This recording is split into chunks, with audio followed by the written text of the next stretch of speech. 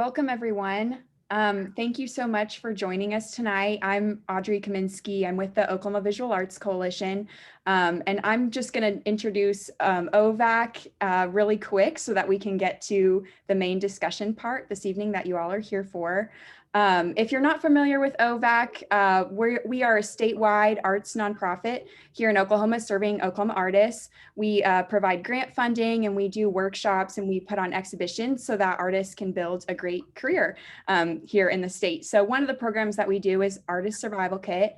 And one part of Artist Survival Kit is discussion forums. So the great thing about these forums is that they're free and open to the public, and we can assemble a great team such as this one to talk about a topic that we're all interested in, and everyone can learn a little something from. So that is a little bit about us and about the forum.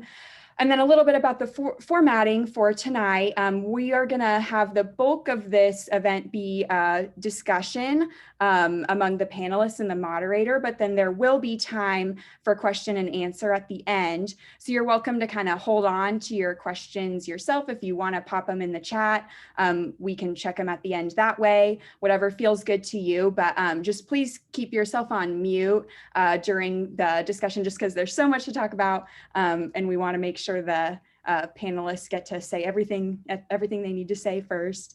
And also, just another disclaimer is that we are recording this Zoom call tonight. Since this is a free event, it's nice when we can put the forums on our YouTube page afterwards for people to go back and watch if they missed it tonight. So just to be aware about that. And then my last thing that I want to say is this topic is a really, really big topic, and we are going to start it tonight, but we'd love to continue it in the future. So and continue the discussion, because we're not going to get to every single possible thing that I know we all want to talk about tonight. So after we're done, I'll be sending out a survey. There'll be a link. We can post it in the chat, and then you'll also get one to your email that you signed up with on Zoom. So if the feedback that you put in that survey is really helpful to us, and then it will help OVAC know how to kind of plan more discussions on this topic moving forward. So we would really appreciate that. And then let's see, I got to check what else I'm supposed to say on my list here. OVAC has a lot of things coming up that you should know about. We have a lot of opportunities to apply for. It's a pretty long list. I'll probably put it in the chat. There's a Tulsa Art Studio Tour. We have grant cycles coming up. We have our brand new Thrive Grants program that you can apply for. We have fellowship and student fellowship. So I'll put all these in the chat. You can check them out later. And then also, we're going to talk a lot tonight about leadership opportunities in arts organizations and how people can get involved. And we are currently looking for committee members for our 12 by 12 art fundraiser. So if that's something that you're interested in, we would love to have you be a part of that. So I will put that all in the chat later at some point, but I want to get to the important stuff. So, and also when I turn it over to Maria, she'll also say a little bit about more opportunities that Inclusion in Art has coming up. So yes, so I think I covered it. Sorry, I'm a little nervous. Okay, so I think I can introduce Maria, and then we can go from there. Okay, so Maria Chaverri's career as an artist began at the Maryland Institute College of Art, where she earned her BFA in Fiber Arts and a master's in professional studies in Business of Art and Design. Born in the United States to Costa Rican parents, she grew up in a household that was not entirely one or the other. Her multicultural upbringing, speaking Spanish with family, English with classmates, and traveling across the international borders between her two homes generated her interest in travel from a young age. From 2013 to 2018, Chaverri lived in Japan and explored Southeast Asia solo. During this time, she exhibited in Japan and was mentored by the son of the now deceased world-renowned photographer Shoji Ueda. Did I say that right? Yes. You got it. I nailed it. Now back in the United States, Chaverri serves as a board member for Inclusion of Art and works as the City of Moore's first artist in residence. She has also exhibited her artwork as a designer in Oklahoma Fashion Week, as the Rooted Barber and Shops artist in residence, and at the Paseo Plunge through the Inclusion in Arts Emerge program. Maria, we're so glad that you are going to moderate this discussion tonight. Thank you for being here. I'll turn it over to you. Thank you, Audrey. I'm really excited to be here tonight and have this opportunity to, talk about a theme that is so important and relevant, equity and accessibility in arts organizations. I know it's something I'm passionate about, and I'm so excited to see that so many people have joined us today. So thank you so much for being here. As Audrey said, I actually worked with Inclusion Art before becoming a board member. I was one of the mentees for their Emerge work or program, which was awesome. And I'm bringing this up because we still have open applications right now for two programs. One that is for Emerge, that is for artists that want to meet with Inclusion Art board members to learn more about how to develop your work as an artist, how to have a solo show, a lot of great insight. And beyond that, just the connections that I made with the people there was incredible. And it actually led to my becoming a member in Inclusion in Art. Also, we have another great program, Curate. It's for people that want to look, same thing, but for people that want to learn about how to be a curator and stuff like that. And I kind of wish I could do that one too. So please, if you're interested, submissions are open until April 4th. And you can go to the Inclusion in Art Facebook page, our website, inclusioninart.com. And it's the first thing on our webpage right now, and it'll give you instructions for how to apply. So if you're interested, please do so. So without further ado, now that I've plugged our awesome opportunity for everyone, I would love to introduce our amazing panelists tonight. First, we have Ebony Iman Dallas. Ebony Iman Dallas is a 5th generation Oklahoman, 2nd generation Somali American. She's an artist, writer, and founder of African Nation Artists Organization, AAO.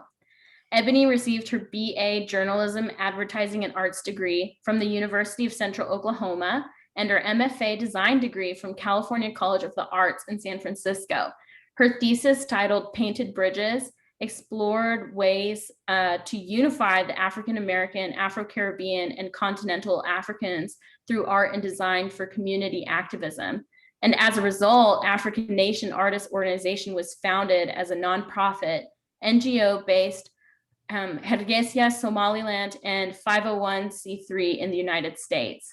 Ebony's work has exhibited extensively in the United States and Somaliland, Somalia, in group and solo exhibitions. Her artwork was included in Food Network's Restaurant Impossible renovation of Urban Roots in Oklahoma. And she was a featured artist in the Romari Bearden Centennial Celebration in New York. Her work can be found at the Hargeisa Culture Center, Joyce Garden Gallery, and private collections in Namibia, Somaliland, the United Kingdom, and the United States. Ebony is a proud graduate of the Oklahoma Arts Council's Leadership Arts Program and Artist Incorporated.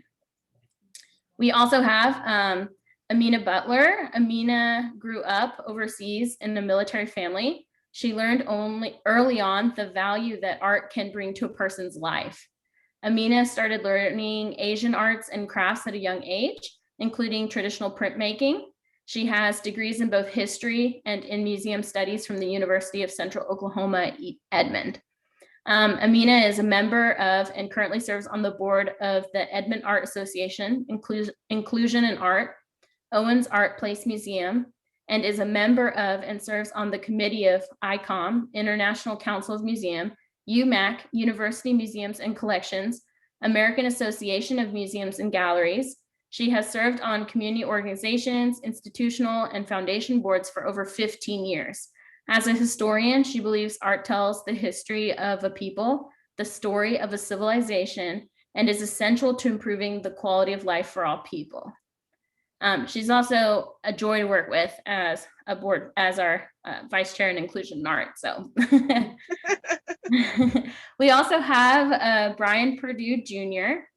Bryon Perdue Jr. is a Native American mixed media artist out of Oklahoma City who creates non-representational work based on his interests in science. He graduated from the University of Central Oklahoma in 2013 with his BFA in studio art. He is an active member of the Oklahoma arts community, serving as grant reviewer for the Oklahoma Arts Council, committee member for OVAC programs, and past president of Inclusion in Art. Throughout his volunteer efforts, he has curated exhibitions, participated as a mentor to emerging artists through Inclusion in Arts Emerge program, and has been an advisor to organizations looking to cultivate diversity in their programs.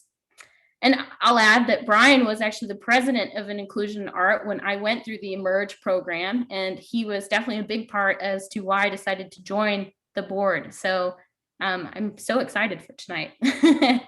And last but not least, we have Lawrence Naff, who is a visual artist and jewelry designer based in Oklahoma City. Using techniques learned in Osaka, Japan, Naff creates mosaic with individually placed rhinestones and gemstones.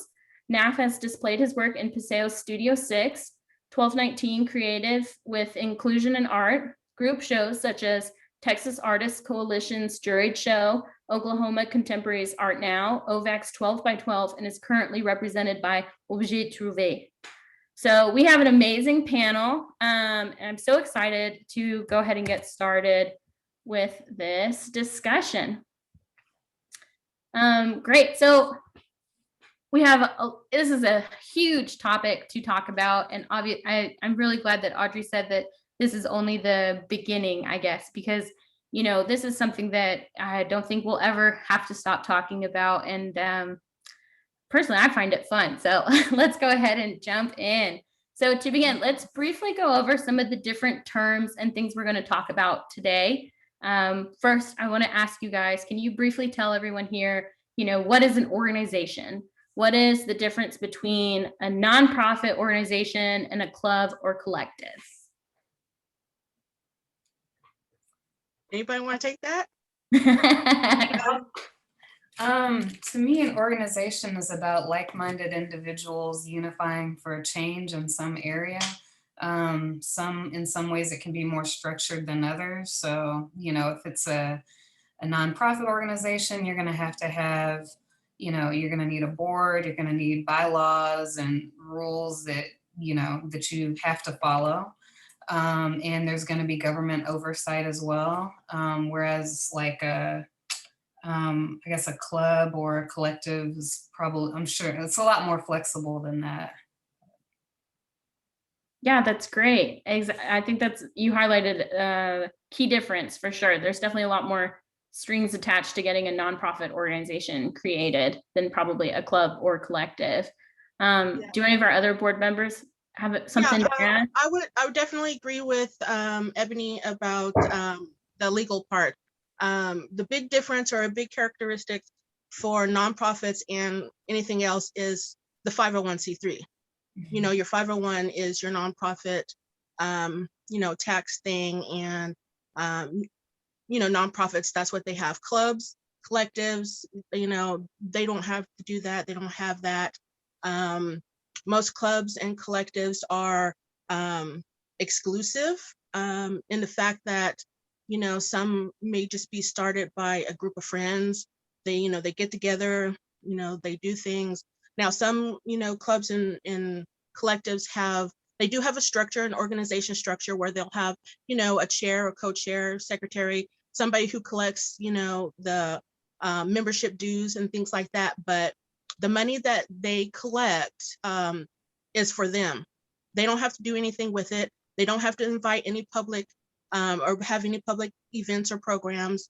They're not responsible for anything, you know, that is legal paperwork or anything like that, unless they are doing a public event where they're, you know, getting money in. Like if they're bringing income money or they're charging tickets and things like that, then that's a different kind of thing, because then it's, you know, in some, laws, it's considered a business. So I think that's one of the biggest characteristics, differences. The other one, like Ebony said, is the responsibility, the legal issues. with having a board and with having bylaws and with things like that. Clubs and collectives, they don't have to have any of that. And yeah, I would say that. That's actually, yeah, that's a great, I think you guys really summed that up well. And what what you touched on at the end there, Amena, having a board and stuff like that. I'm really curious about, can you guys tell us a bit about how power is distributed through nonprofits or collectives and clubs? Like what's kind of the difference in power distribution in these groups? And what's the difference if they have a president or a director or co-chair, stuff like that? I would say sometimes with clubs and collectives or, things like that, it's just a title name. I mean, it's not, when they say they have a board, it's not necessarily that they have that legal board, right? Or if they say they have a president, he's the president of, such and such club or whatever like that. It's not necessarily that they are, the president or board kind of thing, right? Because they don't have the legal responsibilities of having that.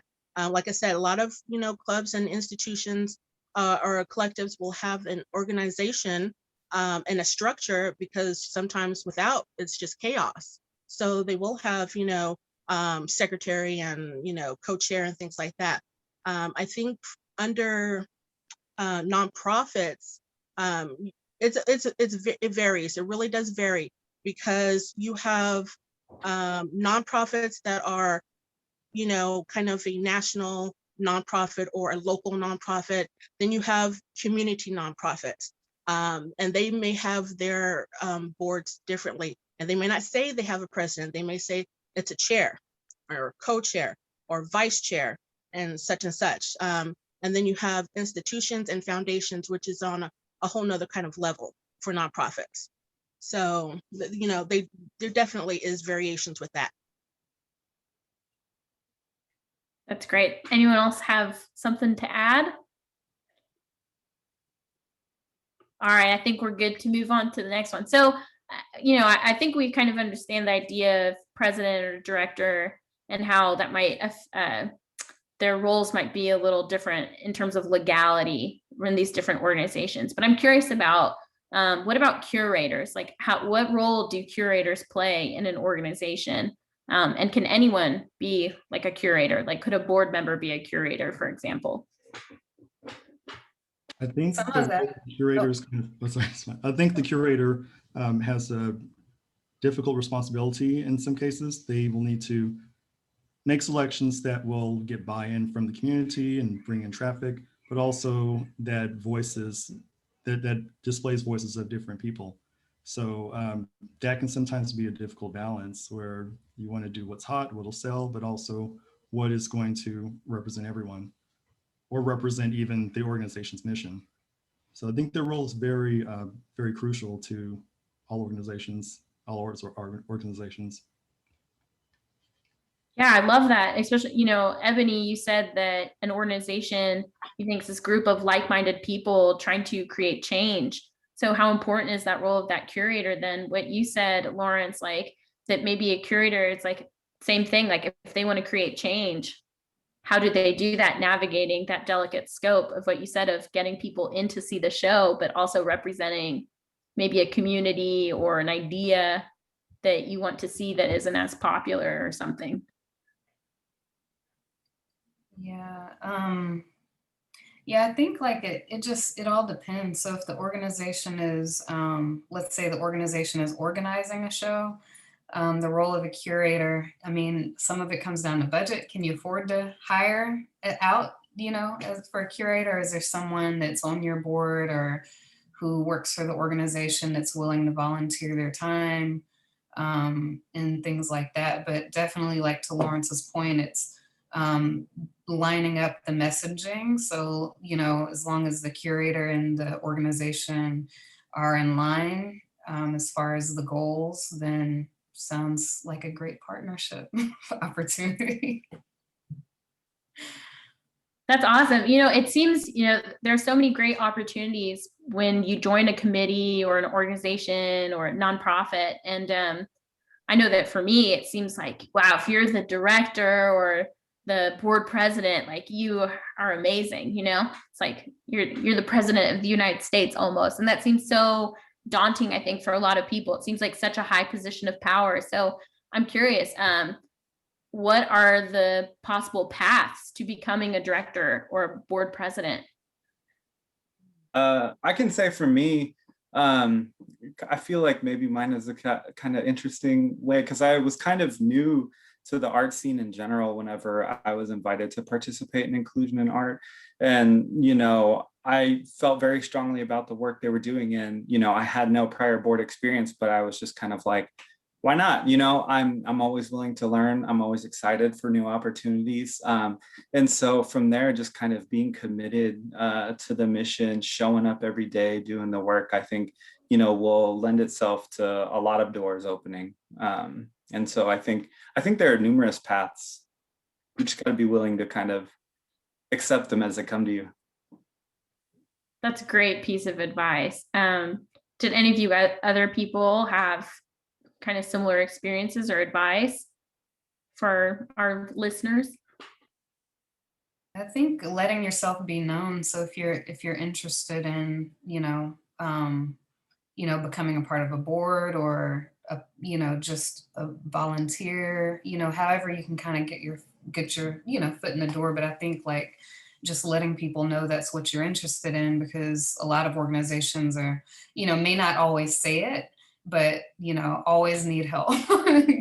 Volunteers for various things, and also there's depending on the organization, that depends on how quickly their turnover is or what the terms are for their board. So every few years or so they may be looking for new voices. So yeah, I think definitely getting involved, being open-minded first of all, but start maybe at the local level. Start, in your cultural organizations or your community organizations, because cultural and community nonprofits are really in a unique position, because a lot of the organizations are, they're the ones that are in the community talking to, the people, talking to the neighbors, getting them involved and wanting to tell the stories, right? Just, who's going to tell the stories? What kind of story is it going to be? What kind of story is going to be told? And that invitation to just volunteer, the invitation to, okay, we're having such an event, just come on by, and then start talking to people. I mean, every experience, I think, even the bad experiences that I've had, being involved with nonprofit organizations, have all been learning experiences. I've always taken away something meaningful from each one of them. Sometimes, it's the people you meet, and you have those connections and they're great. And sometimes it's, that's not something that you want to be a part of. So, it's always a good thing to learn. Plus you learn more about yourself. That's great advice. I love that I think the message I'm hearing is you don't need to be intimidated to try to join, and who knows where that path will lead. Like if you want to eventually have that kind of position, commit, show up, and have that kind of passion. So I think that's a great message. I'm going to move us on.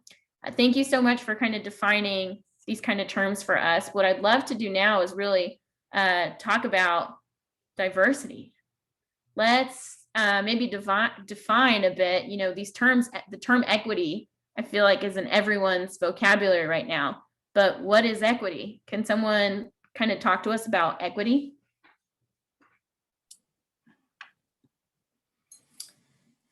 I think in the context of diversity, it's equality, so equal representation, and sustainable. so it's not just because it's a popular term right now, but it's something that's like ingrained in your, in your everyday thinking. And so I'd say sustained equality and equal voices.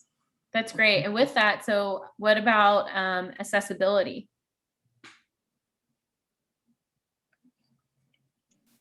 Well, okay, so equity and accessibility, I think those are also loaded terms. And I think for a lot of organizations and a lot of things that, you know, as a person of color that I see out and that I have, you know, kind of been involved with, a lot of institutions, because they are fundamentally Eurocentric, they underinvest, and that is not just with the institutions themselves, that is also legislation. So equity and accessibility is also economics. It's what's going on in communities, in the neighborhood. I mean, even here in Oklahoma, you can go to a lot of museums or institutions, or, you know, community centers, and a lot of them are placed in, you know, what you would consider an underrepresented community or neighborhood. But their events, their programs are not directed at the community or the neighborhood. So there's definitely a disconnect there. And so to me, equity and accessibility has that thing of not prioritizing, you know, of different access, different resources and things like that. So I think it's very, you know, about economics and about social issues, because that is really what everything is right now. And not just right now, it's always been that way. No. I appreciate that you contextualize that to the scene right now in Oklahoma City. Do any of you other panelists want to chime in about what you think equity and accessibility looks like in Oklahoma City? I think it's also kind of about examining barriers. I think, you know, you can have a lot of good intentions, but I think if you're not, you know, constantly thinking about, you know, the programming and maybe like the language you're using, maybe that's a barrier that you didn't intend to create. So I think it's trying to look at those that also you may not have intended in the first place, and, you know, figuring out, you know, how can we better reach out to groups of people to get them in. Yeah, that's so wonderful. You brought up barriers. I know that I feel like I've encountered them in my life. What about you guys? What are some of the barriers that you think stand in the way for creating a more diverse and accessible arts community here in Oklahoma City? I think some of it can also be like location, you know, Amena kind of touched on that a little bit, where you're holding these events, you know, because if you're reaching out, if you're, you know, trying to reach out to specific communities, but you're holding programming where, you know, that's not where they're located, you're likely not going to see them around, because then it kind of feels like I don't have access to this. Otherwise, you know, it would have been provided to me easier. And sometimes, I think Amena hit on that too, the economics. So if it's a paid event, you know, perhaps, and it's in perhaps some of the people that you're targeting can't necessarily afford the price point, then that's something to be cognizant of as well. And I like that idea of like going to where the people are. So instead of having it in, you know, an area that's far to get to, like finding a place that's, you know, that'll have all of the amenities you need. So you'll have the nice wall space and lighting, but it's closer, in closer proximity to where they are. And just reaching out in general. So sometimes, you know, you just have to make an extra effort to figure out where to reach the group that you're targeting. So if you need to put posters up in the neighborhood, if you need to figure out, you know, the radio stations that you need to like tune into, or newspapers, and those are all things that you know, you should consider if you're trying to gain a specific audience. There's one thing that we don't think of often is the technological barrier. That can keep a lot of people away and kind of cause an extra barrier to applying, attending, getting tickets. Um, if we make those as easy as possible, then we can increase the accessibility for those who might not be technologically adept. That's a good point. Yeah. That's And awesome. people might not use like Instagram and Facebook. You know, I know I mean, I'm guilty. You know, I definitely have used those a lot, like quite heavily when advertising for certain events, but not everyone's on there. So, so finding like creative ways and creative solutions to get to the folks that you're targeting is, you know, it might be a challenge, but it's one worth figuring out because you can use it from then on. So. I think if we cut some things out that we take for granted, like a QR code, I remember the first time during the pandemic going to a restaurant and seeing just scan this code with your phone. And I thought, well, I do have a phone new enough for that, but what about the people that I know that have an older phone that doesn't scan QR codes or doesn't even have a smartphone? You know, there are many people like, you know, my aunts or uncles are like, hey, I just have a flip phone. They're proud to tell you that they don't have a smartphone. So they would be stuck there at the restaurant without an option for a menu. So that's something that I think a lot of people aren't thinking of nowadays, but it is even harder for us to think around it since we're now at a time where we're having these meetings virtually instead of, you know, in person in an auditorium somewhere. So we have to find a way to meet in between during this time. I really like that example of the QR code because I have found that I think sometimes, you know, that might seem like a really small problem. Oh, it's okay. We would help that person. We could bring them a menu or something like that. But sometimes it's just having that barrier that's enough to kind of turn someone away or make them feel unwelcome. So it's, you know, I think it's a huge, huge point if you can figure out how to minimize those kind of negative associations or like those feelings of like, oh, this isn't for me. That's a big aspect that I think. So you guys have done already a great job about giving some examples of how we can encourage our different communities to show up and get more involved in the art scene. We talked a lot about boards and committees and stuff like that. So I'm wondering, could you guys tell us, how do you think should people, I guess, people of color of different diverse backgrounds get involved in nonprofit organizations? What are the benefits to that? Did you say how should they or? Well, I guess first I'll rephrase it, but do you think it's beneficial for, because sometimes the stuff is difficult. Is it beneficial for people to join boards and committees? Even if they're not paid or, you know, it takes extra time out of your day? What are some of the benefits? Yeah, a voice. So if you feel that perhaps an organization, you know, may need, I don't know, if you would like to see a change. So if maybe it's an organization that has some really interesting programs, but you feel, okay, well, maybe they're not addressing this, you know, this community, maybe I can help in that area and just kind of represent for the people that that I think could benefit from it. So joining a board is a great way to have your voice heard and then possibly open opportunities to more diverse group. Yeah, and help with the accessibility portion of it.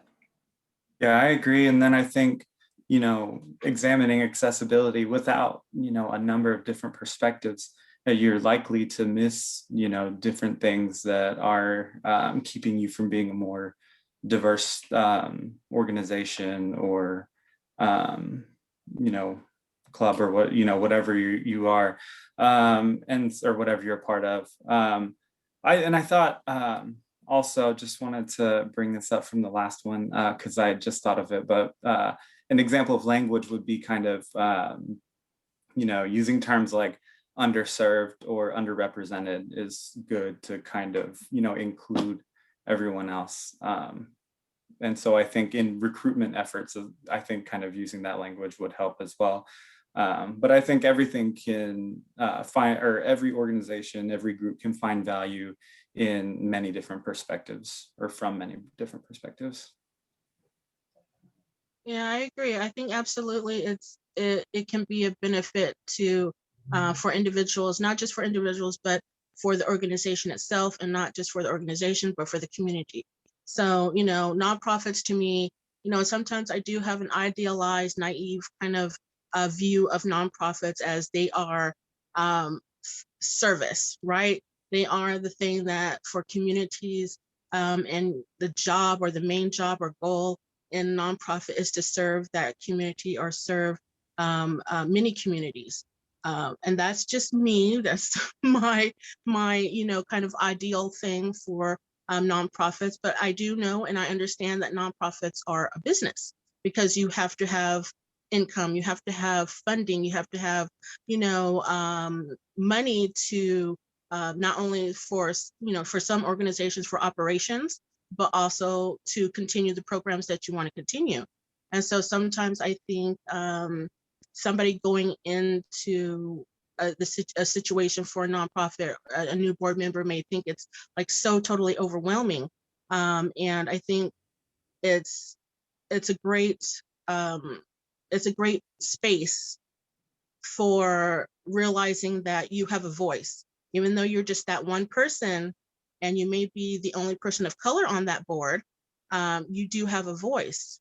And so I think it's a great opportunity to have your voice heard, not just as maybe an artist, but, you know, as a person who is, you know, passionate about what that organization does. So, yeah.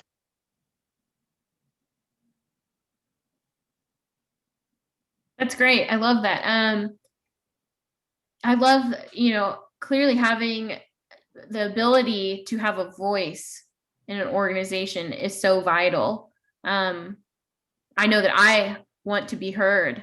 So having just that space to share my opinion is sometimes really great, but sometimes it's also, excuse me, it's also kind of awful because I feel like the burden of diversity always falls on me when I'm in an organization or a workspace where I may be the only person thinking about diversity, or it's like I have to carry the whole burden. So what is your advice to people that might be in those positions, or to boards that maybe, you know, want to increase their diversity or equity, but have a hard time doing that? It seems to only fall on kind of one person's shoulders. Well, maybe having more than one person of color on the board would be helpful, to kind of, you know, even balance it out a little bit. And then also to just have different perspectives, because I mean, you know, there's so many cultures and there's so many, you know, diverse groups of people. So just one person of color isn't really enough to really share the, you know, all the perspectives. So it shouldn't just fall on one POC in a group. So hopefully it would be a little more balanced in that. And also advisory boards are good. Like if you, let's say, just immediately speaking, like you don't have a diverse board, but maybe get an advisory group or committee together for, you know, if you want to, I don't know, Q&A session, you know, just what can we do better, things like that. Just reach out and get those, try to gain those insights from the communities that you're trying to reach. And I guess keep in mind that you can define diversity in a few different ways, not just racially or culturally, but with age, gender, and ability, physical ability. So there are different ways to define diversity, and we should try to reach out and have all those together, because they're, as we spoke about having the voice, you can also give suggestions to others that will help them make better choices that won't accidentally offend other groups. That's the value that I think that having a diverse board and organizations can bring. There are some things that you might not have thought of that that could irritate or offend. So yeah, I see that. But on the other end, I don't know how I can advise organizations to make those decisions, how to make the selection, what they need to look for in candidates. So maybe that's something the rest of the panel can talk towards, but I really can't give good advice on how to make those selections. You guys have any ideas? I think, you know, one of the things that Ebony said about the advisory boards are not utilized enough in nonprofit organizations, I think, because sometimes you want to collaborate with, you know, a community organization, and you just don't know how to do that. And having somebody in the community, you know, maybe even like a liaison, is beneficial. I think that's huge, you know, of having leaders and, you know, presidents of organizations, you know, coming together with the community is, you know, having that community advisor. I think that's a huge thing. I think for a lot is acknowledgement, you know, simple acknowledgement. We don't know what we're doing. We don't know how to do that. You know, reaching out to different organizations and groups for that resource, and different things for individuals. I think it's looking at what you see is important in the organization, or looking at what you see is important for your community, and that sometimes you can you know, include that into what the organization is already doing. But, you know, having that benefit there. And the hiring practices as well. So in a lot of organizations, they may have, you know, some, you know, diversity, however we define that, on their board, but they may not actually hire in that way and promote in that way as well. So I think, you know, not only seeing their voice as being important for, I mean, of course, like for getting programming ideas and things like that, but I think also just, you know, making sure that you're putting people in there full time that can try to not just reach their specific demographic, like you know, like for me, okay, someone sees me and they're like, okay, she's a Black woman, let's hire her to reach these specific people. I'm also multifaceted, and I can reach people for a variety of things. So, you know, don't worry about, okay, well, maybe she's only willing to speak to these specific people, but, you know, she can speak to others as well. And so, you know, not to pigeonhole people, you know, or be pigeonholed all the time, but to just look at their work as individuals as well.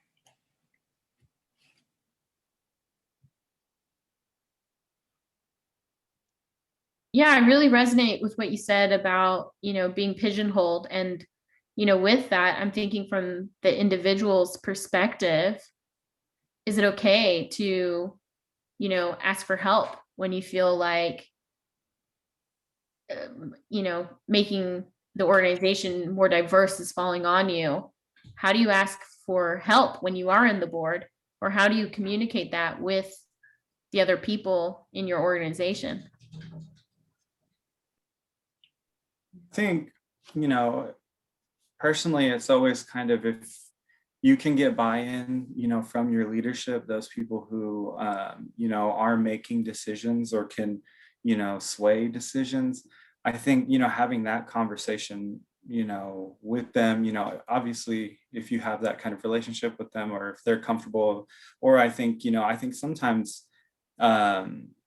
they may come out and say, you know, I'm interested maybe in making some changes. And so maybe you kind of evaluate whether you think it's worth it. Because sometimes I think, you know, you have to kind of consider the pathways, and is this going to result in, you know, what I'm hoping for, or is it kind of waste of energy? Unfortunately, I think you have to consider that, because then you get tired and beaten down from having the same old conversation, you know, with different people and not getting anywhere. So I think it's also, you know, trying to go that route maybe.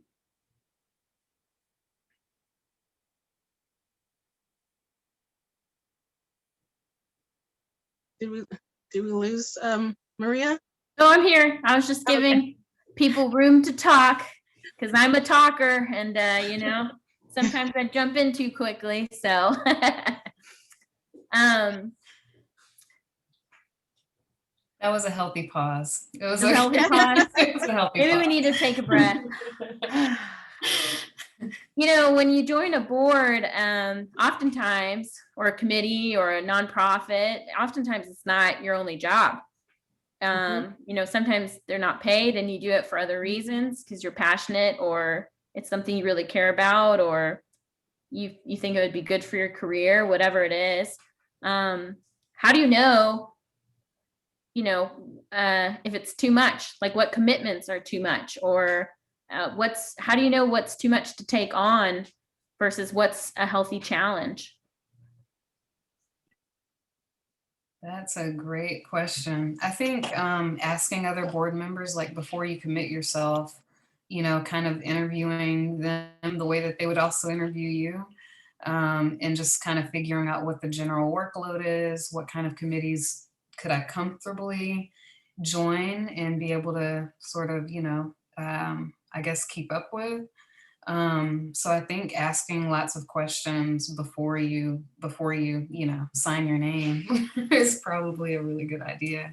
And going to events, maybe volunteering first and kind of getting to know, you know, the people that you'll be working more closely with, and getting to know more in depth about the different programs, various programs that they have going on as well, can all be helpful in, you know, helping you to make the right decision for yourself.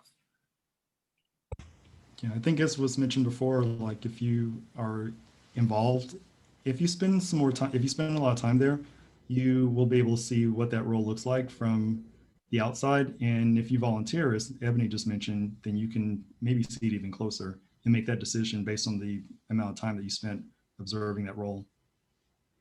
Do they seem stressed out? Do they, yeah. So if they are, you know, the title or the role that you're looking at might not be worth it. Mm-hmm. And are they having fun, or do they look super intense and stressed out? Right. And in that Yeah. case, you may want to look at that person and see if they if that's just them in general, if they're just stressed out. There's a lot to look at, but yeah, look very closely.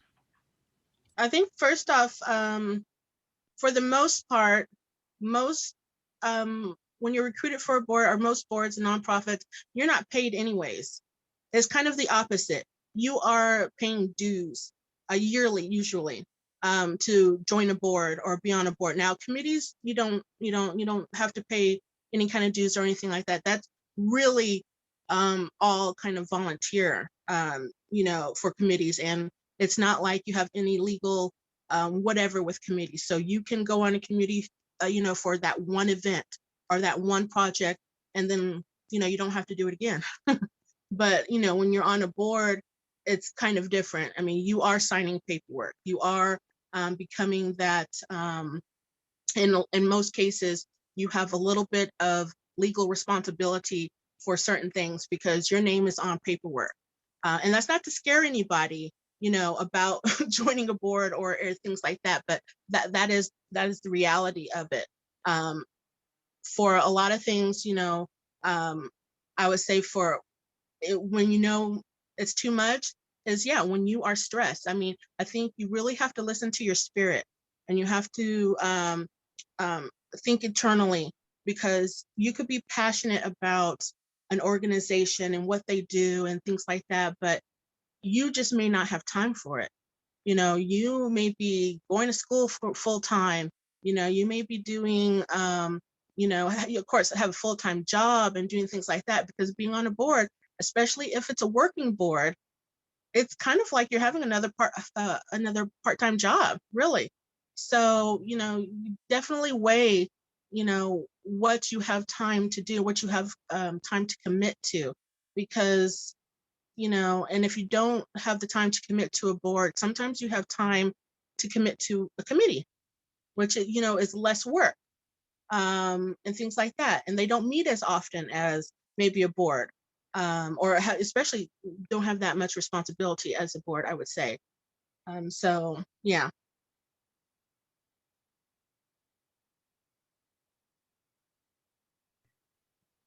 That's great advice. You know, as an artist, I know that I sure have been in the position of getting underpaid or stretched too thin. I think it's quite common for a lot of us creative people to want to do too much. So I think that's really great advice. We're also all probably really used to working really hard. But I like that a lot. So with that, you know, we've talked a lot about boards and how great it would be to include different people from all different backgrounds in these boards. I would like to know a bit more about how to actually join a board. Maybe we can talk a bit about, we've talked about the time commitment, but about professionalism. How can you know, obviously we talked earlier about showing up and just showing that you're interested in the mission and following through with that. But I'm sure that professionalism can really set you apart. So if you guys could speak to that, that'd be great. I think there's a little bit of like two questions there about professionalism and then how do you join a board? For a lot, when you join a board, it's somebody's recruiting you to join the board. So it's somebody from the outside or from who's already in the organization, who's looking at, you know, what you've done, or maybe other, you know, events that they've seen you at, and maybe they know you personally, and are the ones who usually are asking you, you know, look, do you want to, you know, help out? You know, do you have time to commit to this board? And these are the things that where our goals are for the next year or two, you know, things like that. But so I think that it's a little bit different from the question on professionalism, because for most parts for boards, it's really somebody else is recruiting you into it. Well, we could split it up. Let's talk about how to join a board. Like you said, a lot of it comes with recruitment. So how do you get in the eye of the recruiter? Yeah, I mean, I think sometimes, like, even if you don't happen to know someone personally that's on the board already, send an email, look up their website, make sure it's in the kind of organization after doing your research that you would want to align yourself with, and send them an email and they can let you know when they have a position coming open, which, you know, rotates, just is off. It just depends on the organization, but I guess reaching out that way and just, you know, waiting for updates. Yeah, I think I agree with that. Expressing interest and, you know, showing up if it's a board that you're interested in and, you know, you like the programming that they generally put on, to show up, you know, and just start getting to know the group. And, you know, you never know where that may lead, because it may be a situation where it's like, hey, we've got this new program, we're going to need a committee, or like Audrey said earlier, hey, 12 by 12 committees coming up. If anybody is interested, you know, those are great ways to get your foot in the door. Is to kind of, you know, when maybe it's not the opportunity you thought of, but, you know, it's something, just kind of start there.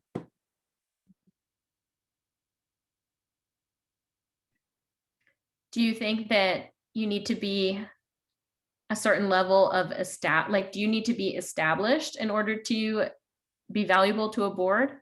I know that when I was a younger artist, just kind of coming out, I felt like, oh, like this opportunity is way too grand for me.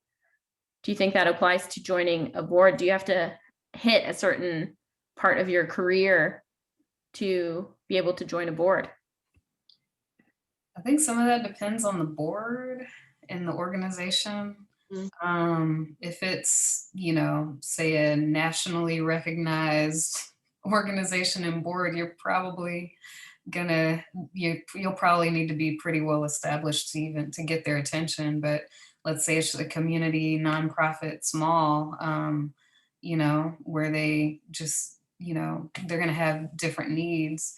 Then maybe it could be someone who's like an emerging leader in the community or something like that.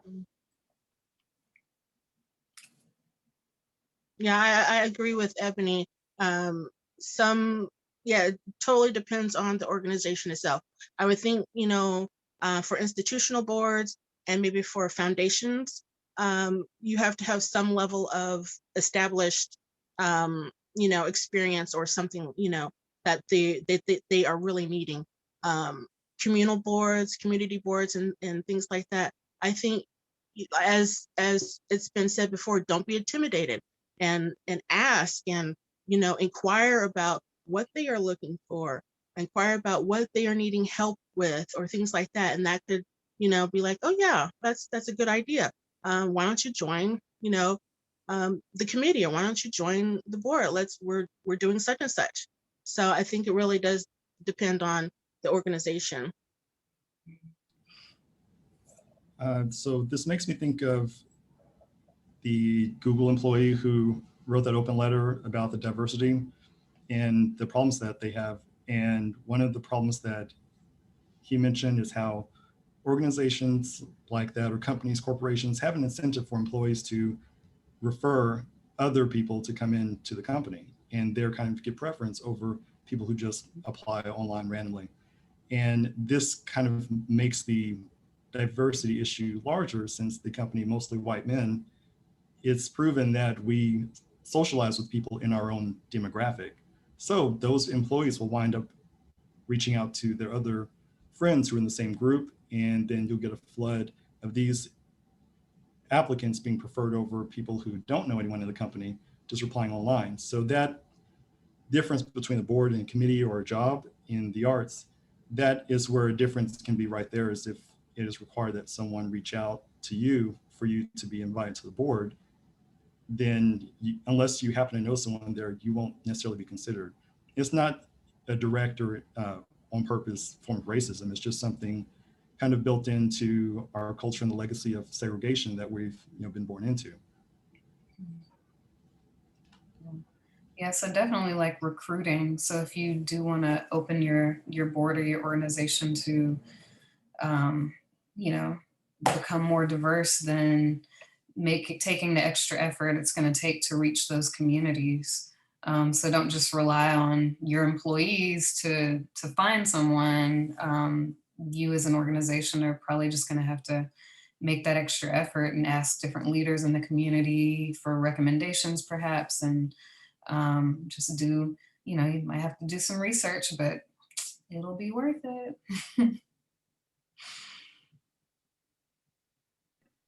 That's really great. That I think you highlighted a really important barrier that, like you said, it's maybe not even intentional.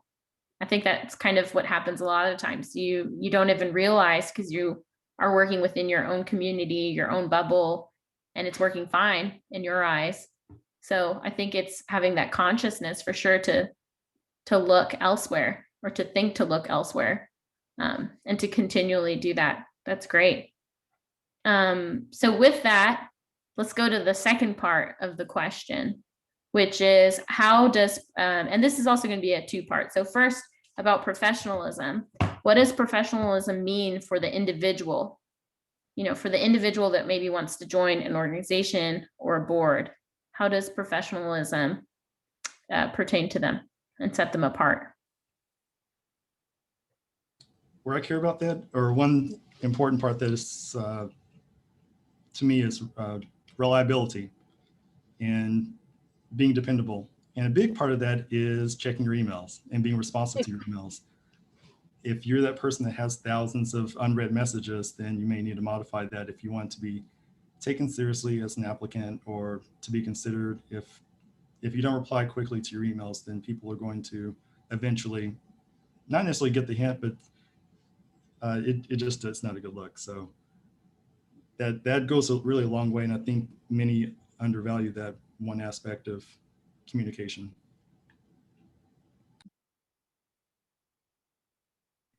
That's great advice. I hate to say this, but your social media presence is scrutinized.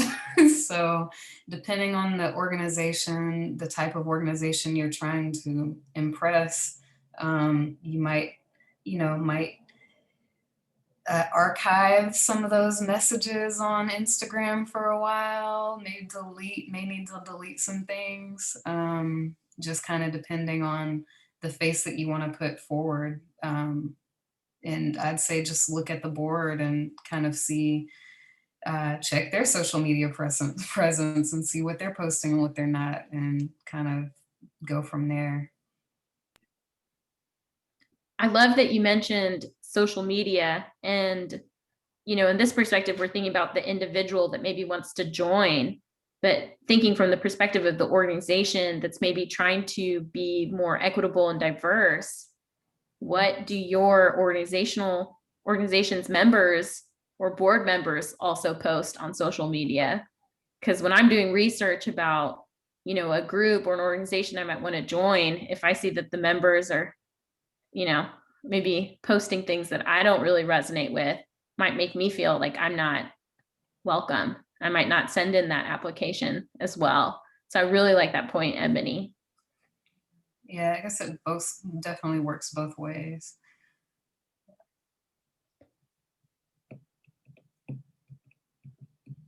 Well, if you guys don't have anything else on the individual professionalism, like having an artist statement or, putting together a resume, stuff like that.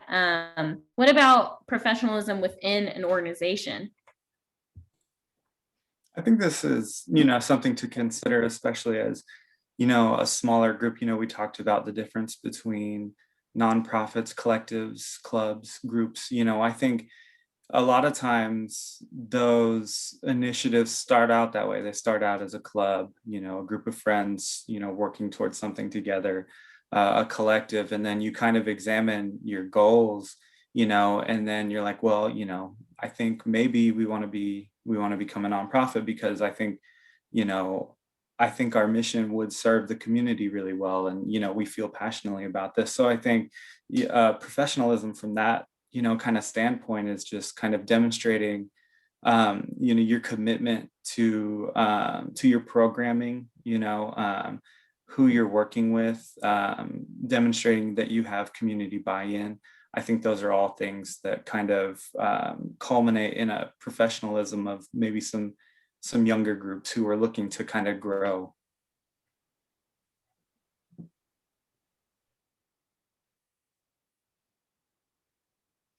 I like what you said a lot about community buy-in, and it makes me think about what you guys were talking about earlier about how to reach out to different communities where a lot of organizations might want to be diverse, or maybe they support different artists from different backgrounds, calls for different artists of different backgrounds, but maybe it's a bit lacking in getting different communities to those backgrounds. How can these different organizations, if that's important to them, how can they get the buy-in with these communities that they have a lot of barriers to? I think reaching out and asking asking the questions. Like when African Nation was originally founded, I was in Somaliland, and actually a year before it was actually founded, I talked to artists and asked what the needs were. So like asking the community that you're, interested in focusing on, asking them what their needs are, and making sure their voices are heard. Don't just come in and say, hey, I know what you need, because we may be good intention, have great intentions, but there could be greater needs. It could sometimes be even easier to satisfy. You never know, but definitely asking, talking with the community, and having a forum, if you need to just to get their opinions, surveys, whatever. I think also being intentional about partnerships and collaborations with other organizations, and as art organizations, maybe we have a tendency to seek that from other arts organizations, but these can just be community organizations, and I think through that networking you'll likely find a lot of different contacts that'll help you grow your whatever your target is, whether you're trying to bring in more audience from different demographics. But I think, you know, maybe it doesn't feel like work to kind of network and talk with people, but I think if you get out into the communities and attend these events that, you know, maybe they're not art specific, but you're meeting these different people, you might find that they have an interest in, you know, trying to cultivate diversity as well. And, you know, you start having those conversations in places that maybe were unexpected. But I think, yeah, getting out there and participating in things like that goes a long way. Yeah, I would agree with that. And I think talking to community leaders and like Bryon was saying, going to the events, and don't just go to one, you know, and don't just have one meeting, you know, be active with that and continue. You know, you may not have a great experience, and you may be, you know, not receptive of what they're saying or what their community needs, and you may not know how to, you know, navigate that. But don't just quit. You know, keep on going, keep on talking to, have that conversation, and you have to have the conversation over and over, have it over and over. Some things, you know, it may be a struggle, and it may take longer than you expect, but keep at it.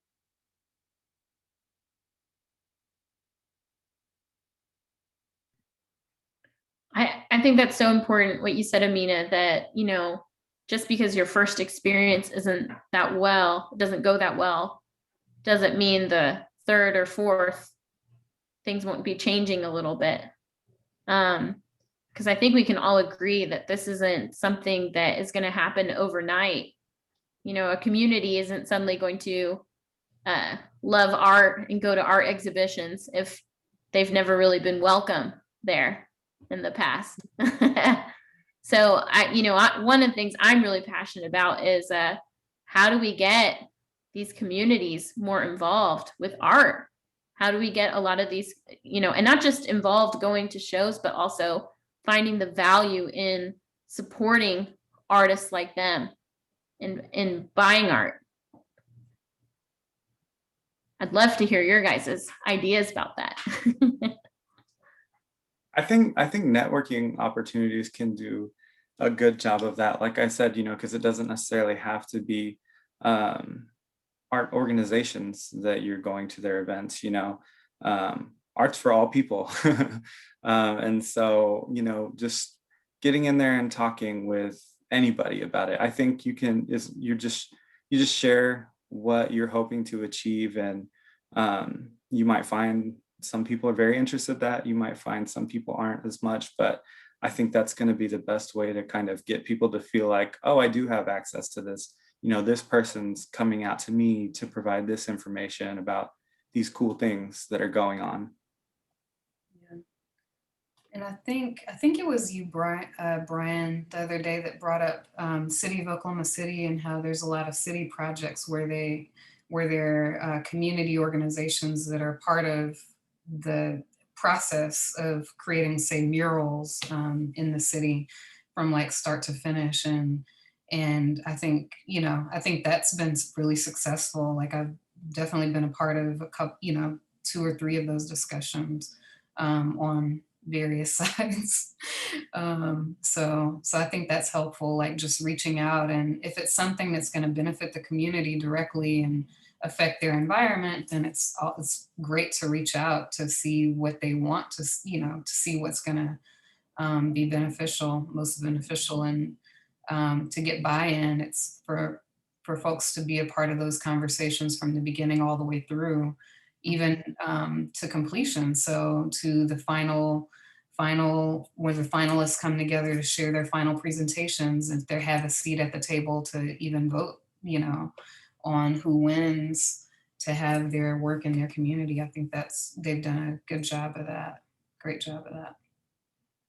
Yeah, I think that's kind of goes along with access. You know, sometimes, you know, if they can't come to you, go to them. Mm-hmm. You know, I know in a conversation the other day, we were talking about how someone, the younger generation, high school students and things like that, they've never been to a museum, right? So they didn't know that there were Black artists, or people of color who were artists who were doing things, and there's all that kind of thing. So technical, really free museum passes, right? Free tickets to certain things. Not everybody's going to be able to afford, $7, $10, $12 to, go to the museum. Family days are great, but you're also talking about, okay, if there's lack of transportation, how do they get there? Right. So, some things they can't get to it. So it's, being able to go to different neighborhoods and things like that, and maybe having, a program at the local library, having free art classes at the local library, having art talks, art education talks, free access to, and a lot of people can get to the library. So, or different space, maybe it's an open space, maybe it's in, the park somewhere, things like that. So Good point. That's great. I'm really happy that you brought up, high school students, because as Lawrence mentioned earlier, when we talk about diversity, we're not just talking about, the color of our skin. We're also talking about age and all these other, everything on this, all the demographic boxes, and age is a big one. And, art school, I can attest, is very expensive. So how do we give opportunities to also students to become artists that have a lot of financial barriers, or even if it's, you mentioned that maybe they've never been to an art museum before or an arts program. How do we increase those chances for them? I'll say, based on my experience, I wouldn't have gone to CCA if it wasn't for my, scholarships. And so offering those kinds of, that kind of support, as well as, like Amena said, offering free tickets. If there's a way to organize maybe a bus trip as well as those tickets, and perhaps lunch, it might, those things can make a huge difference in bringing more people into experience, let's say museums or art gallery openings, things like that, that'll then, maybe pique an interest, and then maybe they'll come even more after that. So just kind of opening opportunities like that, I think is, excuse me, really important. I think also important is opening an opportunity for high school artists to show their work. I went to my first time at Art Space at Untitled. They were having the high school students showing their work, and part of the mentorship program, I believe. And I looked at the students' names and then the schools that they were from, and I saw Douglas, Capitol Hill, and all of these schools that we consider underrepresented, but they all were there with their work and their parents and their family. And that is a big part, because of course the kid is interested in the art themselves, but when they really have the buy-in from their parents, when the parents see that there's money to be made, there's actual a career path at their high school in the arts, then you can really, get the whole family, the whole household involved in it, and they won't wind up going into accounting or something that they really didn't want to do, but they were told that they have to in order to be successful and make money. So I think if we are able to give high school students more venues to show their work, just as us as artists in Oklahoma, adults, we are starved for places to show our work. We really can't get enough. So definitely high school students are experiencing that. They want to show their work and get money. Like, how exciting it must be to get your first sale and you're under 18. Mm-hmm. That's encouraging. Yeah. Yeah, I think that's great. Really great segue there, because that's that access to resources, right? So, scholarships, when you're in high school or even in college, there's certain scholarships, but, one of the things is when I was on a foundation board, they had scholarships for high school, and it was, they only had one a year. And so one of the things was like, where are you advertising or marketing this scholarship to? Who knows about these scholarships? And there's very few schools that knew about the scholarships.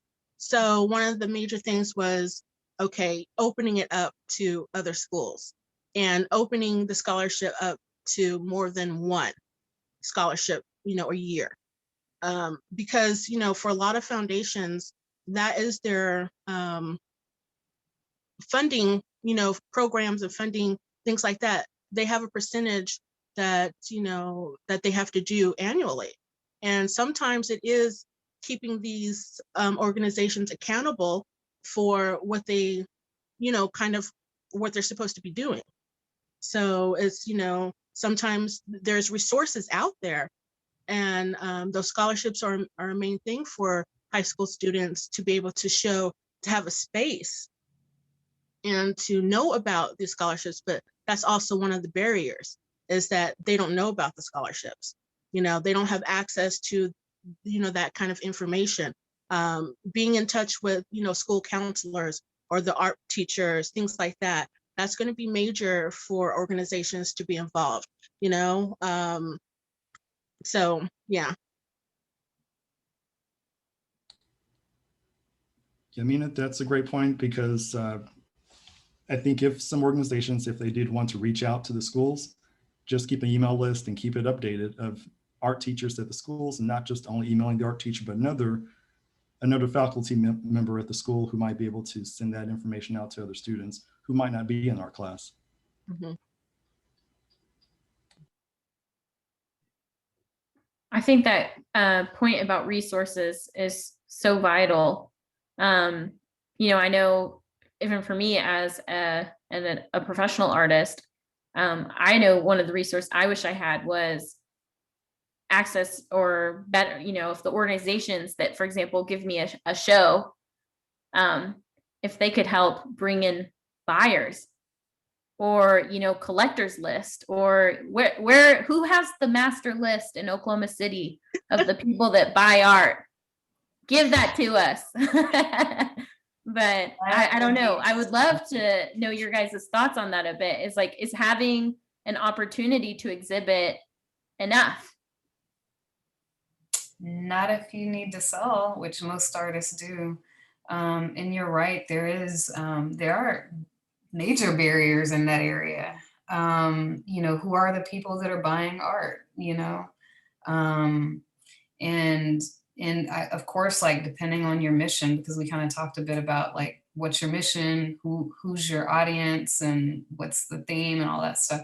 I mean, you want that, like, that needs to be at the forefront if you're, a nonprofit and that's your focus, is to spread some sort of message or whatever it is, topic wise, but people need to sell their art. So yeah, that gatekeeper question of who has the master list, if you find it, could you please share it? Like, I would love to have access to that list, because I'd love to invite them to various things that as an organization that we put on, as well as, I'm an artist too. So yeah. Well, I think as OVAC members, we do have the list, because one thing that we overlook as far as buyers, we're looking for a certain person to be the buyer, but a lot of artists are buyers. That's where I find a lot of sales come from other artists wanting to support each other, want to buy art locally.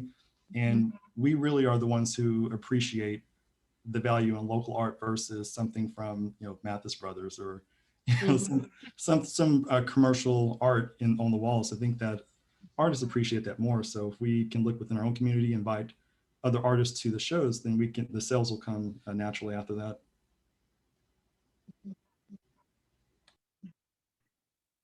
That's great.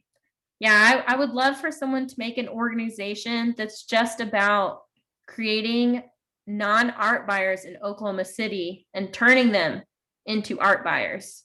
That needs to be a thing. It would help all of us. So, because it's definitely a barrier, you know, putting up a show is expensive. Mhm. And even sometimes with all the resources and everything, if you have no one coming to buy your art, it's a little, Well, I mean, I think inclusion in art, and even OVAC has had workshops about collectors, about how to become a collector. What does that mean? What does it look like? And I think, you know, with inclusion, we've talked about it many times of how some people are intimidated about buying a piece of art. And, you know, they're looking at this major, you know, price or whatever for a piece of art, but sometimes it's talking to the artist or talking to the gallery owner and saying, you know, I love that piece of art, but you know, I can't pay the full price right now.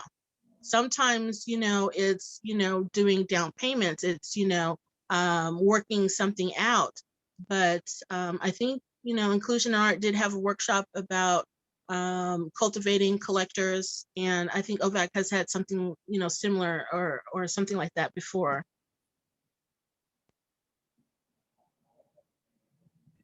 yeah, that's great. I think it's so important to, you know, personally as an artist, obviously I like it when I can sell my art, but I also want, you know, as a Latina, I personally want other people from my community that I identify with also valuing art. So I think that's a big part, is also teaching our communities to the value of art. And I know that's something that we all struggle with.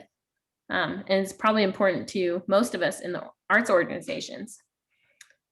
Yeah, I also think, you know, let's say that the price point may be a challenge for some, so maybe considering having other options like art prints available, as well as smaller works of art that are a little more accessible to, you know, to more people.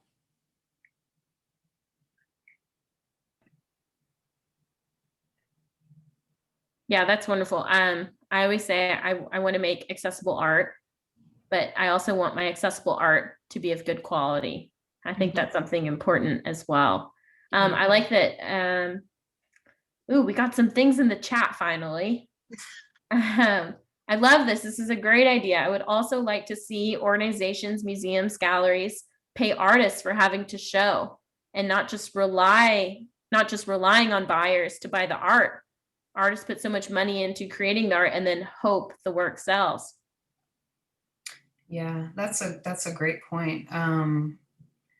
Yes, that is a fantastic point. And you know, I have a friend, she's, you know, far more established than I am as a professional artist, but I don't want to get specific, but basically she was saying there's certain things that this gallery should be helping you with, you know, such as shipping. And that's something that I was like, oh, this is such a great opportunity.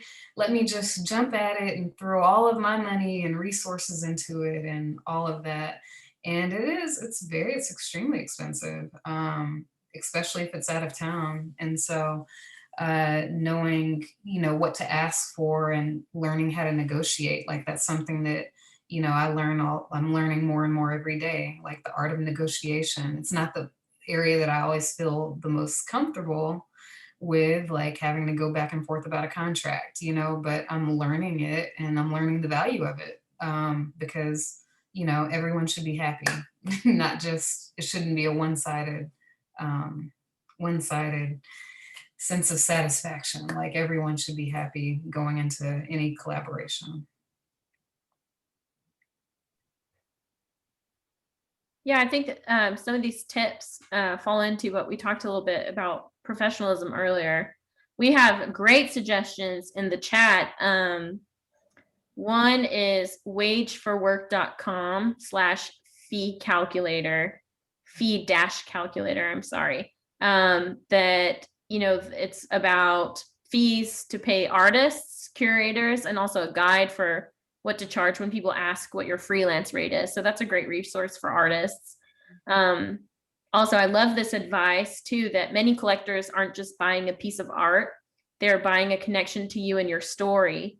Be prepared to hand the curious looker your card, ask if they want to meet sometime and talk about your art. Show them pictures of your art already in domestic settings so they can imagine your art in their home too.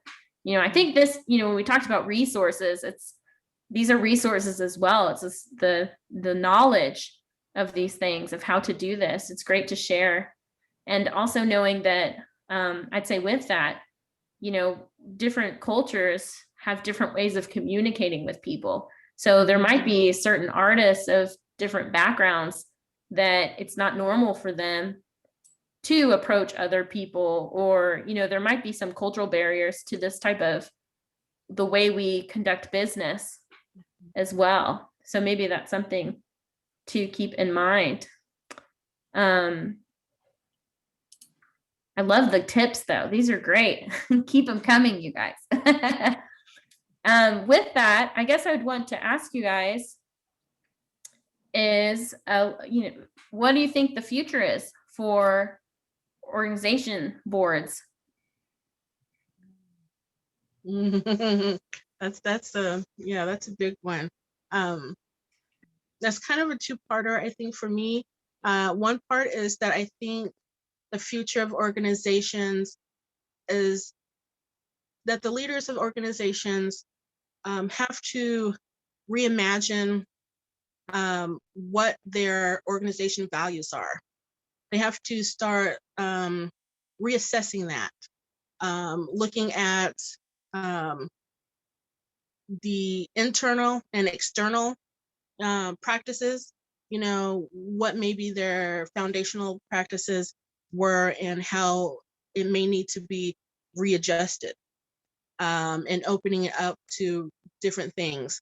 I mean, I know that, you know, organizations are struggling, and sometimes when organizations struggle, they want to just keep the status quo. You know, they don't want to open up to, you know, change or, you know, especially when it comes to diversity in all its forms. So they've got that thing of, oh, you know, well, things are just fine, but they're missing a huge opportunity to, you know, to grow their organization and to, you know, maybe even have a better direction for the organization. And I think for a lot of organizations, that future thing is think about the next 10 years, because I know a lot, especially for a lot of boards, and including from my experience on a few of them, you have board members who have been on the same board and in certain positions, leadership positions, power positions for decades, right? And people are used to how that board is run.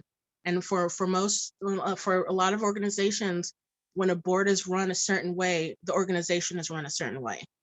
And so sometimes, you know, board members, for some, they're getting older. And I think, you know, in the next 10 years, a lot of those board members are going to be leaving. And so this is a great time and opportunity for the younger generation to get into boards, get on boards, because you're going to be the ones who are focusing where it's going to go for the next, you know, decade or so. And so I think that's an important thing.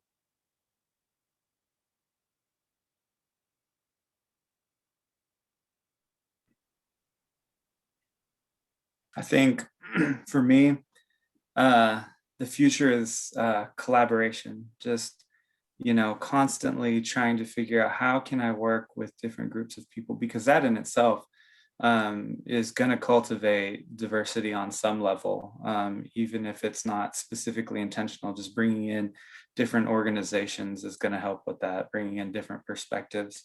I think the future, hopefully, we're holding ourselves accountable as well. I think, especially, you know, all of us on this call, I don't know who all's on this call, but I think a lot of us can find ourselves in positions with some sort of influence, or, you know, we may be leaders or in some ways decision makers, and it kind of falls on our shoulders to make a lot of this happen. I think, some of what we talked about earlier, it's about how can, someone a part of an organization, how can they, reach out to the top to try to make these changes. But I think if all of us look within ourselves and kind of, make the consideration that I have this, I'm over some people, or, I'd like to start these changes myself in our organization, and kind of go that way. I think I had a list in my head. I think be brave too. I think the future is being brave, because I think a lot of these are hard conversations. None of this is really easy. There's no clear-cut path in how to make these things work. What works for one organization is not going to work for another. You have to look top down when you're going to make these changes. And it can't just stop there as well, because it's, from your programming to those who put on the programs. I think you have to look at it all ways, because you can think, so we want to be diverse by having a diverse artist pool. And then but who's creating this artist pool? Who are those that are doing the recruitment? I think you start making those considerations as well. And then I think naturally it comes to where when you're recruiting people, all these different people. So you're like, hey, I think this person would make a great board member, or I think this person would be a great committee member. I think once you start making considerations that way, it's more natural. So brave. And that's one of the things. I'm an introverted person, and I don't always think I have the most knowledge, but I'm always willing to share, because it's likely that all of us have experiences that other people haven't, and we've learned from them in different ways. And I think we'll find that it's very valuable to share that.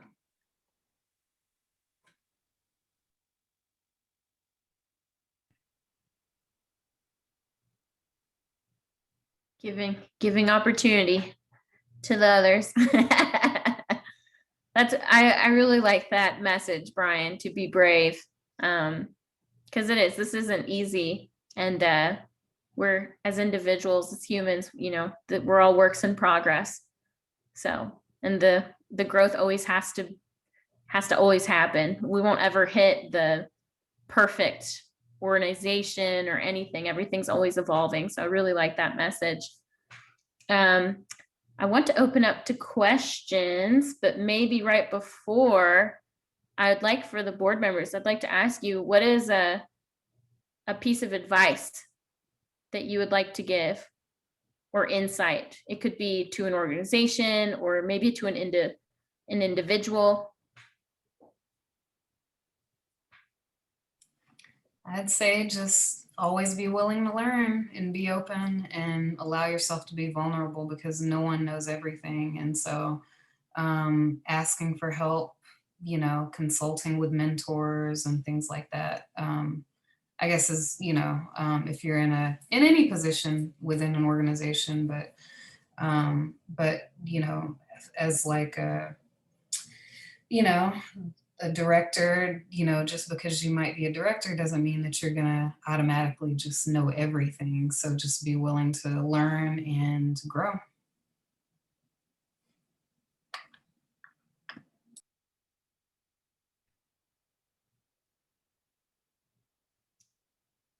Bryon, I feel like you already gave yours with be brave. So I'll let you off the hook this time. I think I could add a little more, just kind of, I feel really strongly about sharing knowledge. I really enjoyed my time with the Inclusion in Art Emerge program. I feel very strongly about showing others pathways to success, because it's not clear cut, especially for an artist. We all make it in a lot of different ways. So I think, sharing how you were able to navigate, some of these challenges, and sharing some of your successes as well, I think goes a long way.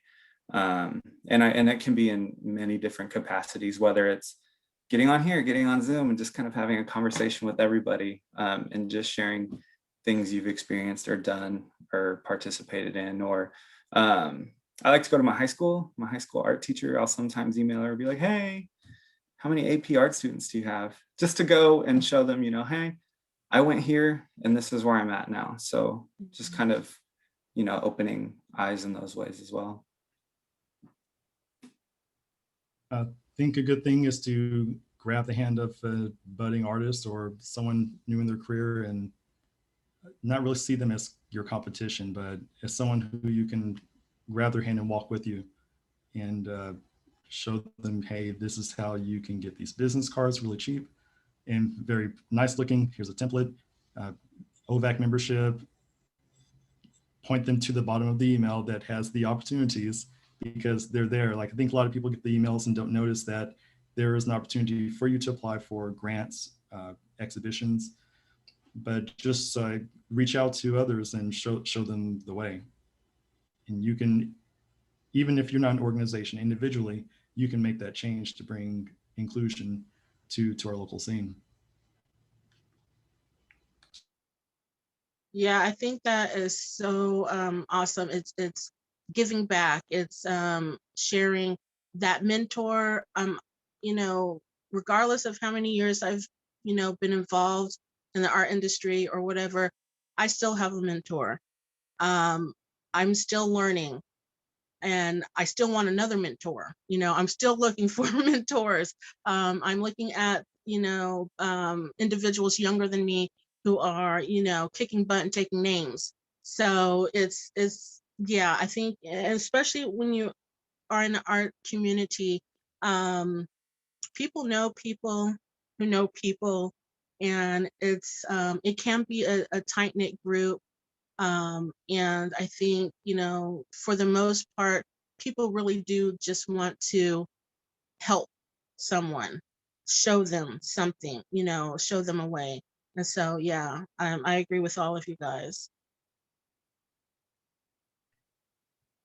Well, I just want to say thank you so much to you guys, because that is such a beautiful message. And one of the reasons why I just love being an artist is because I always feel like I find my people. And that's so special to, here in Oklahoma City, that we're just such a supportive community. And I love that we have that passion of wanting to make Oklahoma City thrive in the arts. And it's great to see so many people working together to do that. So I really appreciate that message. So let's get to questions. Woohoo! I have a couple things in the chat. So Salt Lake City has a festival called Living Traditions with art, crafts, food, and performances from cultures all over the world. While complex, many of the local OK communities are often hosting their own smaller events with performing arts. I'd like to see visual arts integrated and have those performers in visual arts events. That'd be great. I think that's a great opportunity for inclusion with visual arts as well. And I'm getting to these a little late, I'm sorry, because this came back, 5 minutes ago. But speaking of the future, I see some educators in the audience. Could we hear from some of them about introducing these expectations, diversity, equity, inclusion, to a younger generation and creative minds?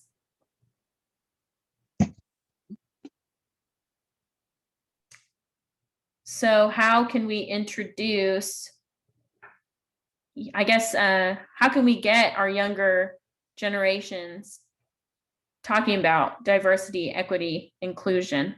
What are some of the ways that you teach that to your students?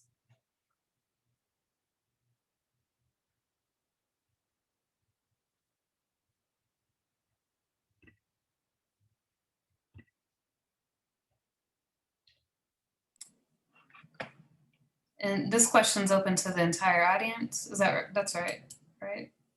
Thanks. Well, yeah, it says I see some educators. Yeah, the one educator that I know of looks like they're not there anymore. Oh, I see some. Shall we name names? No, I'm just kidding.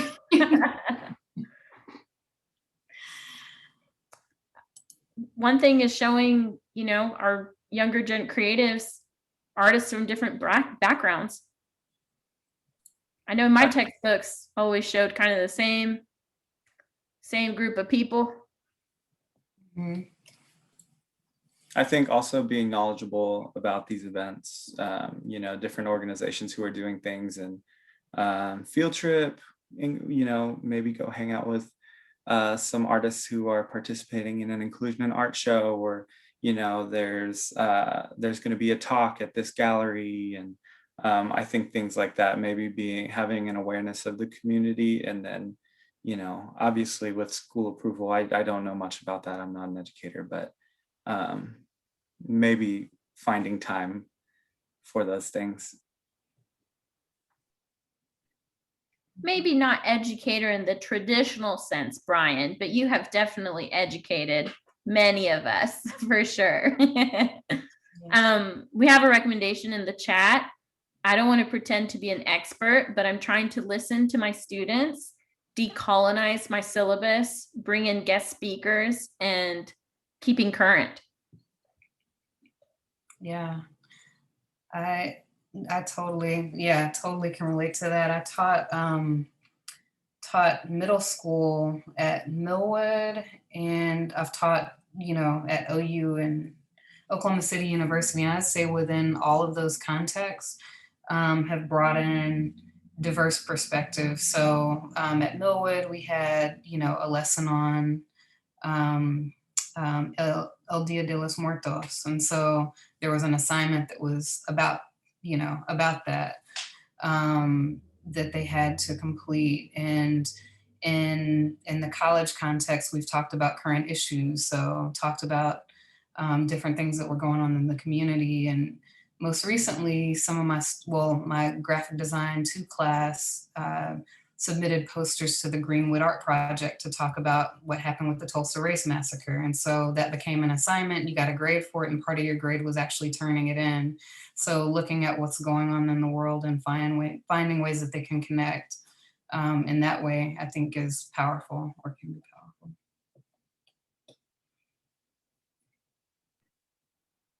We have another suggestion as well, which is decentering the classics in the art room and focusing on the artistic elements of different cultures.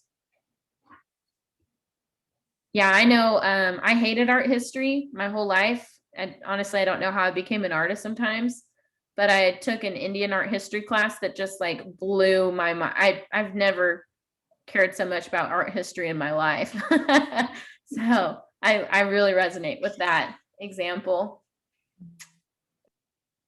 If we're good with that question, we have another question as well in the chat. I'd like to ask about volunteer work in general.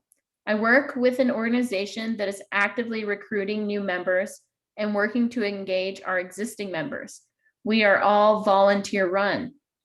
I feel somewhat uncomfortable recruiting people to do unpaid work. I appreciate what the panelists said about this earlier. Anyone care to share how they feel about being asked to volunteer? I think being asked is fine, as long as it aligns. I mean, it's fine to ask. A person can always say it's not the best time for me, or it doesn't align with, you know, my interests or beliefs at this time. But I think just opening the door is always, you know, I don't think that's ever a bad thing. And if a person can afford to volunteer their time, then hey, that's great, because there's a lot of people that want to volunteer their time. And if they can't afford to, then they can say no. Yeah, I think asking is great, because sometimes people are wanting to be asked and they're just not asked. I think also maybe depending on what the organization is, you know, is it a committee? Because sometimes, you know, it's like, you know, can I invite you to, you know, be on this committee? Can I invite you? We're doing a project. Maybe it's just one project. And so it's not like, you know, volunteering forever about, you know, for everything. Maybe it's just a certain project or a certain event. And that could, you know, ease up on you know, finding it difficult. And me personally, I don't mind being asked to volunteer without pay. I'm not sure, Sarah, if your question is about, you know, how artist of color or person of color feels about being asked to volunteer. I know that there are some that may feel directly insulted by that, but really different. So I just like you, and if it's centered around their group membership, like I need you to volunteer as a Spanish speaking person and then also translate, or reach out. That's depending on what you're asking of, it may kind of go into the realm of I might need to compensate a little bit for this. But either way, I think it's a great idea just to ask and not be too hung up on how harsh the no might be.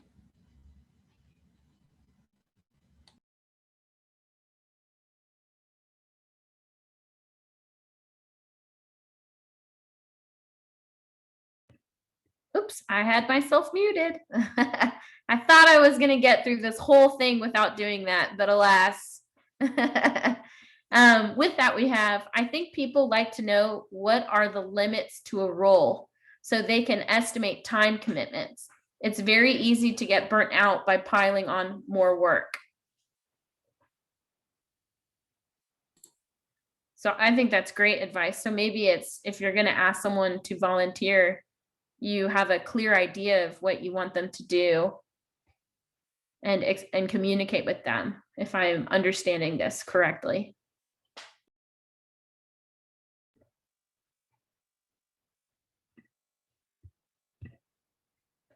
Well, we've gotten through, and Sarah says, I really appreciate the feedback, thanks. We've gone through the questions in the chat. We're open to anyone else if they have a question.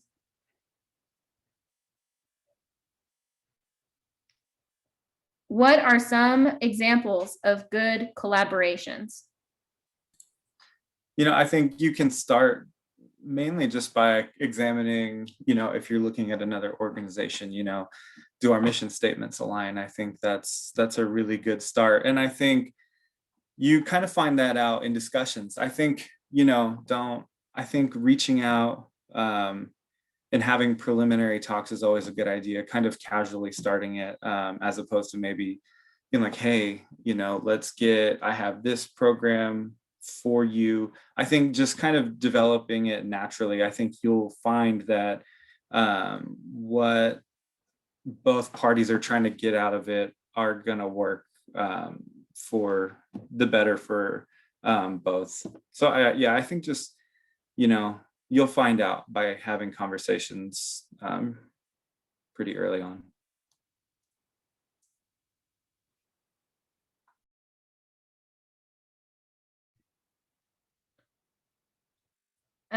This was about time commitments, but we've started putting time commitment estimates on committee membership roles and a role description for when we ask people to volunteer, so they have an idea of what they are signing up for. But it still feels a bit awkward sometimes to ask people to help for free. Yes, unfortunately, arts organizations are just not rolling in the dough like we would like to see them, are they? I feel you.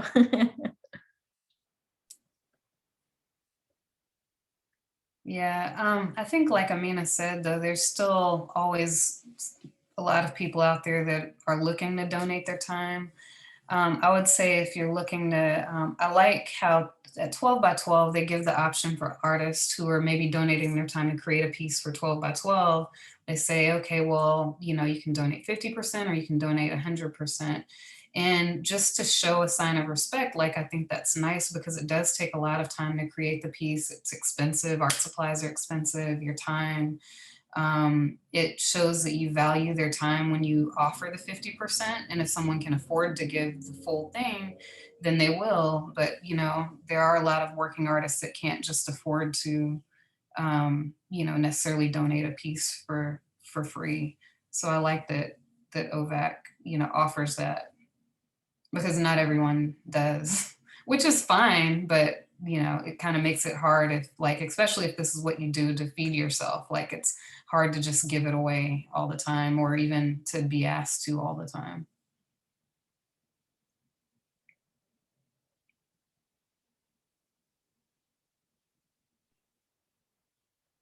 I agree. For me personally with that, when it comes to volunteering on a board, I have found that getting to work with people that I think are way more knowledgeable than me or well connected than me. Because I came after living abroad for a long time and all my connections were gone here. So it's incredibly valuable in that way. So I think also highlighting, maybe pairing someone really well established with someone kind of new that wants to volunteer their time is maybe a good way of compensating that work as well. But we have something else in the chat. Less of a question, more of an add-on to the comment regarding education and diversity in the arts for younger artists. Resources can be as simple as encouraging diverse variety of colors in the paint, crayon, colored pencil cabinet, books with well-represented people from different backgrounds, not just talking animals, and an emphasis on displaying local art visibly, things that are sometimes overlooked. Start them young in the arts. I think that's a great suggestion. Definitely. Yeah, I think, sometimes deviating away from what is considered the artistic standard, sometimes, and a lot of times in school, we are used to the Eurocentric standard, the traditional, art forms and things like that. I think when you start to do and look at art from all over the world, it's not going to look like how Eurocentric and what's in your school books, basically. And sometimes it's not going to look like what is basically in a lot of the museums. So I think setting standards differently maybe is a way for educating art education, because a lot of people from different backgrounds, standards of artistic expression is beyond what Eurocentric expression and standards are.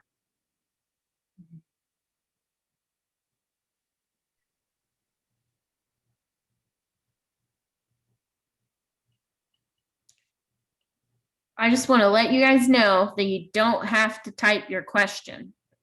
And if it's a hard question, like you don't know how to say it, that's also all right. We will, we're a very empathetic group. We will listen and help you figure out your question. So please don't be shy.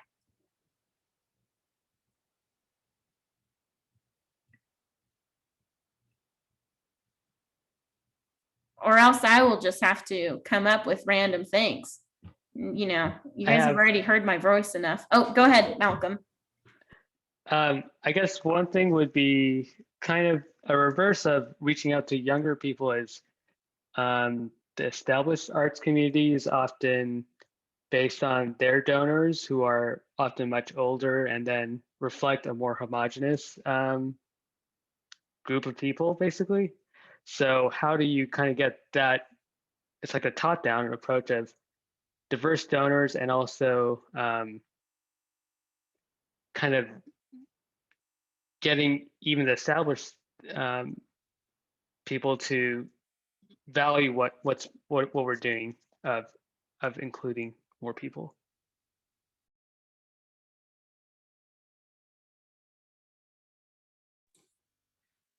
I think, I think ways, really networking, I think goes a very long way. I think just in kind of the beginnings of collaboration, I think just being willing to share, what you've got going. If you're an organization that represents a diverse, sorry, I can't speak right now, a diverse group of artists, I think just going out to different networking events, and maybe specifically don't go to arts organization networking events, go to, I can't think of organizations off the top of my head, but I've spoken with lawyers before, and just kind of let them know this is what we've got going on, and and they've expressed interest, and different kinds of people and groups have expressed interest. So I think you can begin kind of cultivating collectors if if that's what we're hoping to kind of accumulate. I think it could start that way. I think it's kind of a lot of legwork, but I think just getting the message out there and, you know, just sharing the important work you're doing, people will respond.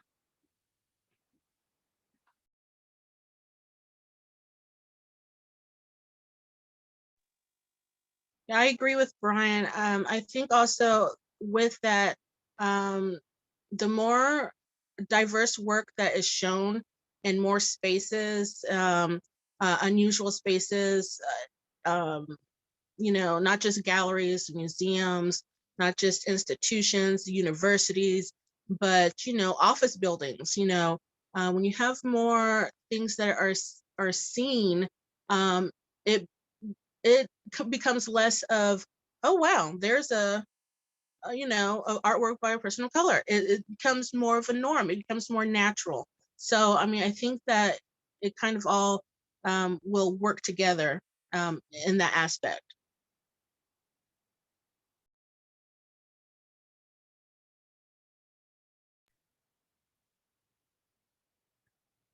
We've had a lot of really great questions, and we're coming up on our time. I'm going to just open it up to anyone else. It is your last chance to get that burning question out here. Granted, I'm sure if you reached out to us, we would probably answer your question later on, but this is the last time to have it recorded for the world to see, to be memorialized, be a part of history. Is it too much? Well, Audrey, I think I'm going to hand it back to you.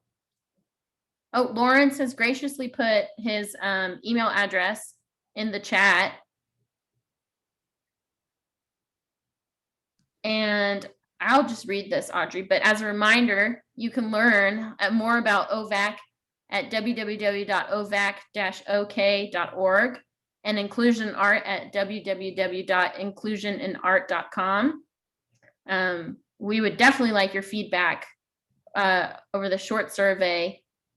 It's going to be emailed to the email address that you registered with for this Zoom call. There's also a link here in the chat if you'd like to do that.